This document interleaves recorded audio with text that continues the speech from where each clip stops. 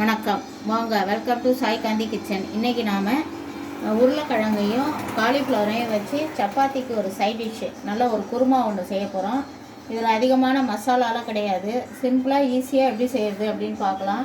இதுக்கு தேவையான பொருட்களை ஃபஸ்ட்டு பார்த்துடலாம். அதுக்கு முன்னால் என்னுடைய சேனலை நீங்கள் ஃபஸ்ட்டு சப்ஸ்கிரைப் பண்ணி வச்சுக்கோங்க. அப்போ தான் நான் போடுற வீடியோஸ் வரும். அதில் ஆளுக்கிற பட்டனை கிளிக் பண்ணி சிம்பிளை கிளிக் பண்ணி வச்சுக்கோங்க. அப்போ தான் நான் போடுற நோட்டிஃபிகேஷன் எல்லாம் வீடியோலாம் நோட்டிஃபிகேஷனாக வரும். இப்போ நாம் எப்படி செய்யறதுன்னு பார்க்கலாம். இதுக்கு நான் ஒரு காலிஃப்ளவர் எடுத்து இப்படி க்ளீன் பண்ணி உப்பு தண்ணியில் போட்டு எடுத்து வச்சுருக்கேன். இந்த மாதிரி கட் பண்ணிக்கணும்.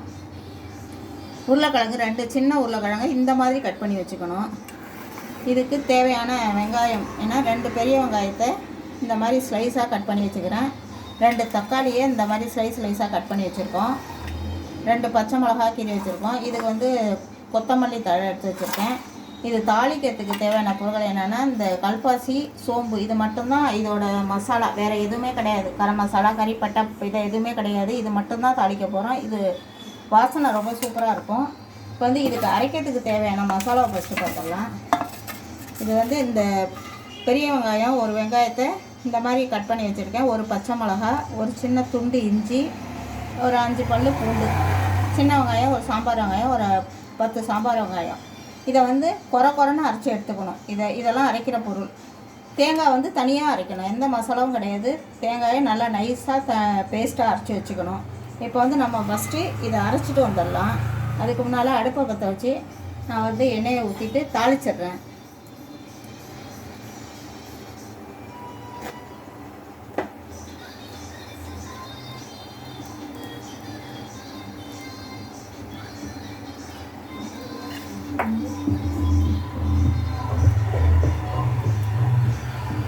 எண்ணெய் காஞ்ச உடனே இந்த கல்பாசியும்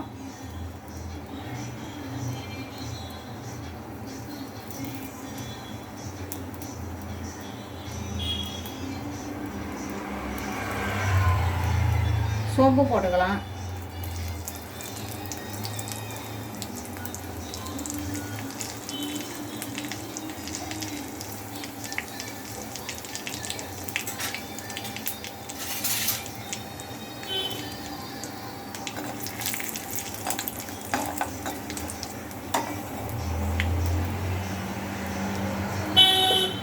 நல்லா வாசனை வந்துடுச்சு. இந்த வாசனை வர அளவுக்கு வெடிச்சா போதும், இல்லைன்னா அடுத்து கறிக்கிடாது.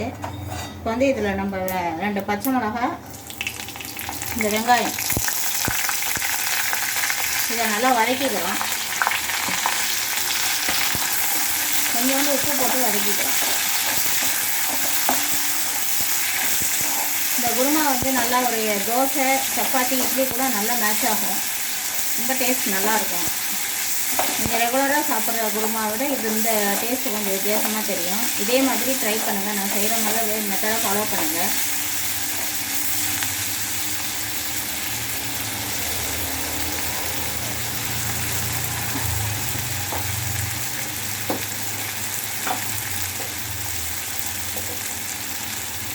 கொஞ்சம் கல் உப்பு போட்டுக்கலாம்.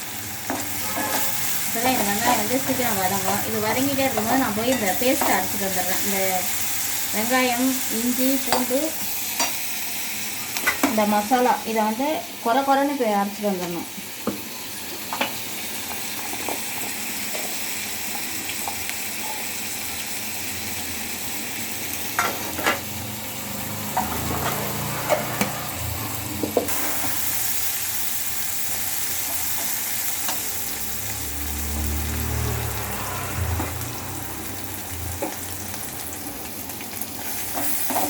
பொன்னிறமாக வதங்க வேண்டியதில்லை. இது நல்லா வதங்கினா போதும், லேசாக வதங்கினா போதும். இப்போ நம்ம இஞ்சி பூண்டு அரைச்சிட்டு வந்துடலாம். இஞ்சி பூண்டு, வெங்காயம், இந்த பேஸ்ட்டை இதில் போட்டுடலாம்.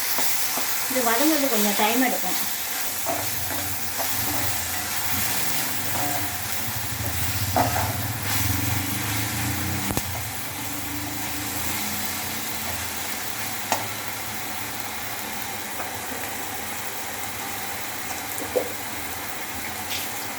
ஒரு 5 மினிட்ஸ் ஆகும் இது வதங்கிறதுக்கு. இதுக்கு தேவையான அளவு வதங்குறதுக்கு தேவையான அளவு ஆயில் போட்டுக்கோங்க.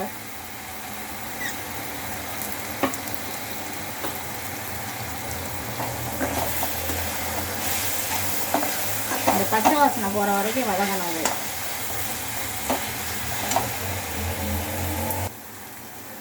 இப்போ வந்து நல்லா வதக்கியாச்சு, அந்த பச்சை ஸ்மெல் இல்லை. இப்போ தக்காளி போட்டுக்கலாம்.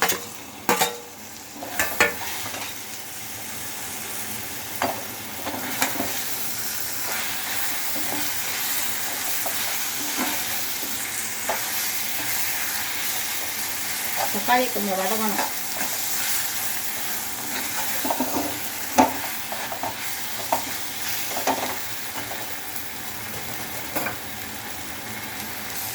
இது வந்து தக்காளி வந்து வதங்கிட்டு இருக்கு. நல்லா கொஞ்சம் நல்லா வதங்கணும். அதுக்கிடையில் நான் போய் தேங்காய், இந்த வெறும் தேங்காய் எடுத்து வச்சுருக்கேன் இல்லையா, அந்த டேஸ்ட்டை அரைச்சிட்டு வந்துடுறேன். நல்லா நைஸாக அரைக்கணும் தேங்காய். வேறு இதுக்கு எந்த ஒரு மசாலாவும் தேவையில்லை. நல்லா தேங்காய் இதை வெங்காயம் தக்காளி எல்லாம் நல்லா வதங்கிடுச்சு. இப்போ வந்து நான் ஃபஸ்ட்டு சொல்ல மறந்துட்டேன், இந்த தனி மிளகாத்தூள் வந்து 2 டீஸ்பூன் அளவு எடுத்து வச்சுருக்கேன். வீட்டில் இருக்கிற தனி மிளகாத்தூள் தான், குழம்பு மிளகாத்தூள் கிடையாது, தனி மிளகாத்தூள். இதை வந்து இதில் போட்டுக்கலாம் உங்கள் காரத்துக்கு தகுந்த மாதிரி. ஏன்னா ஏற்கனவே ஒரு பச்சை மிளகா அரைச்சிருக்கேன், அதனால் பார்த்து போட்டுக்கோங்க. காரம் கம்மியாக தான் இருக்கும் இந்த குருமா. இப்போ இதில் வந்து இந்த உருளைக்கிழங்கு, இந்த காலிஃப்ளவர் இதெல்லாம் போட்டு தேவையான அளவு தண்ணி ஊற்றி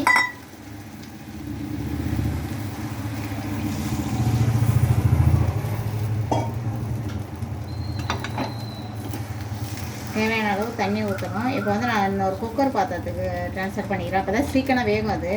இது உங்களுக்கு காட்டணுங்கிறதுக்காக இந்த மாதிரி எண்ணெய் வானலில் தாளித்தேன் நான். இப்போ ரெடியாக வச்சுருக்கேன். அதில் எடுத்து அப்படியே ட்ரான்ஸ்ஃபர் பண்ணிக்கலாம். இந்த குக்கரில் வேகிறதுனால நல்லா சாஃப்டாக வெந்துடும். இதே பாத்திரத்தில் வெந்தால் ரொம்ப டைம் எடுக்கும்.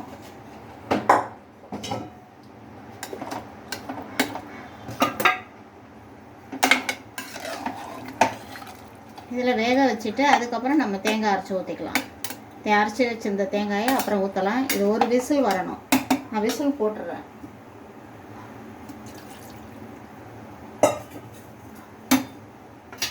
இது கொஞ்சோண்டு தேவையான கருவேப்பிலை கொஞ்சோண்டு போட்டுக்கலாம். உப்பு தேவையான அளவு போட்டுக்கலாம். இப்போ வந்து குக்கர் மூடிடலாம். மூடிட்டு ஒரு விசில் தான் வரணும்.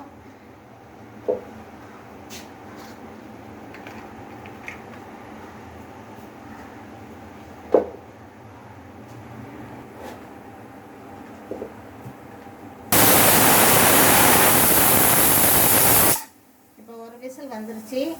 இப்போ நம்ம ஸ்டீம் ஆஃப் பண்ணிடலாம் அடுப்பை. இப்போ ஸ்டீம் ரிலீஸ் ஆகிடுச்சு. இப்போ வந்து நம்ம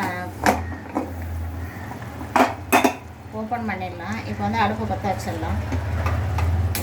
ஏன்னா தேங்காய் அரைச்சி ஊற்றணும். அரைச்சி வச்ச தேங்காய் நம்ம அதில் மிக்ஸ் பண்ணணும்.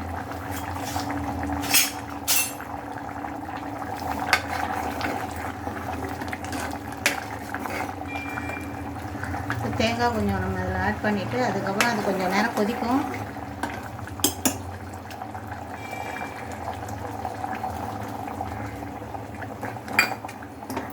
இது கொஞ்சம் வேகணும், நல்லா கொதிக்கணும். தேங்காய் வந்து கொதிக்கணும், பச்சை வாசனை போகிற வரைக்கும் கொதிக்கணும். கொஞ்சம் வெயிட் பண்ணலாம்.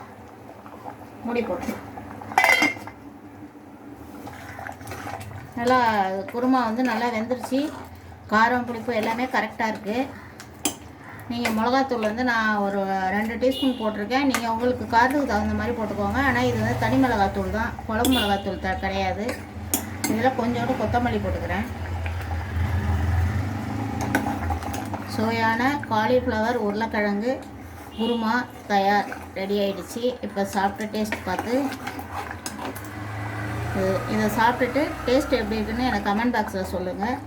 இந்த சேனலை சப்ஸ்கிரைப் பண்ணுங்கள், லைக் பண்ணுங்கள், ஷேர் பண்ணுங்கள். இன்னொரு ஒரு ஆரோக்கியமான ரெசிபியோடு உங்களை நான் சந்திக்கிறேன்.